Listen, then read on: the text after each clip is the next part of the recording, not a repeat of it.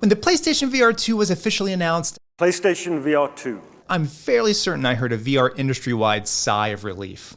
I think VR fans, regardless of our hardware of choice, care more about the industry growing than stomping out any particular competition.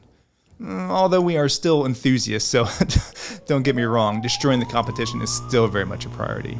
But what I find interesting is where VR is a platform which exists on its own merit. The PSVR2 is simply seen as an add-on to Sony's PS5, and therefore I find some difficulty in reviewing it, specifically in how I should approach it. If I say it's great, I'll hear, what? It's too expensive for what you get, and you have to buy a PS5 from VR fans. And if I say it's just okay or worse, I'll hear, it's a VR system with PC-level graphics at half its cost. Do you just like throwing money away? So it's clear half or all of you are going to disagree with me. So here's where I landed. I am going to review the PSVR2 on its merits as a competitor in the greater VR space. I understand some may not like what I have to say, but know that I'm trying to be objective and fair, and that I'm extremely happy that Sony released the PSVR2, as if the PSVR2 succeeds, then I believe the VR industry wins as a whole.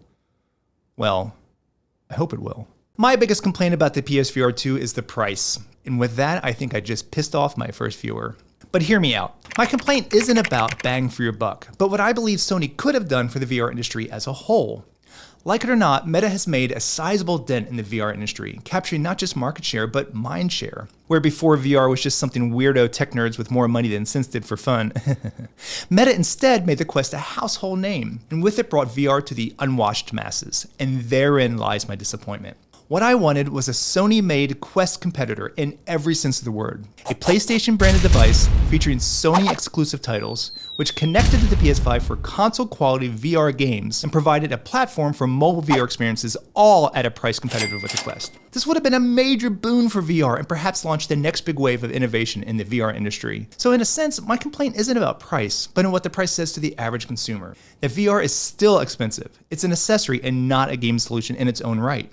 It still requires the purchase of a more powerful device before it can be used, and therefore, and perhaps worst of all, it says, VR is not for you. At least not yet. So exactly how much will the PSVR2 set you back? At launch, and as the date of this video is published, the PSVR2 cost $550, $50 more than the PS5 itself, which retails at $500, meaning you'll have to spend over $1,000 before tax. And that's before you spend a single dime on the game that inspired you to buy the PSVR2 in the first place. But, and this is where I defend the price, many households will already have a PS5, or at least plan on getting one.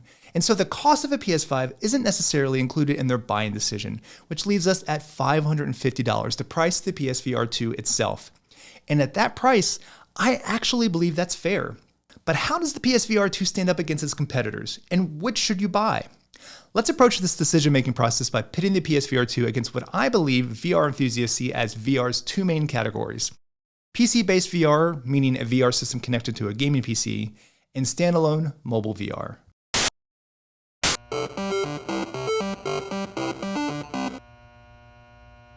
Quest 2 versus PSVR2. Fight! Mighty blow. Uppercut. Uppercut. Mighty blow. Mighty blow. Draw. A new contender. Valve Index.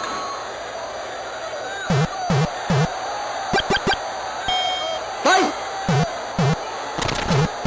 Uppercut. Mighty blow. Mighty blow. Uppercut. Mighty blow. Knockout. Winner. Valve Index.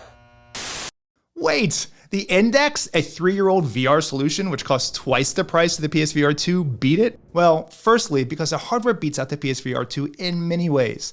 But also, it just doesn't excite me. That's because, with the exception of built-in eye tracking, Sony's delivering what I feel is the bare minimum. They didn't deliver a next-gen VR solution as much as they simply delivered an upgrade to the original PSVR, and it still feels like an accessory to the PS5. So, should you buy a PSVR2? Well, I think that answer is simple.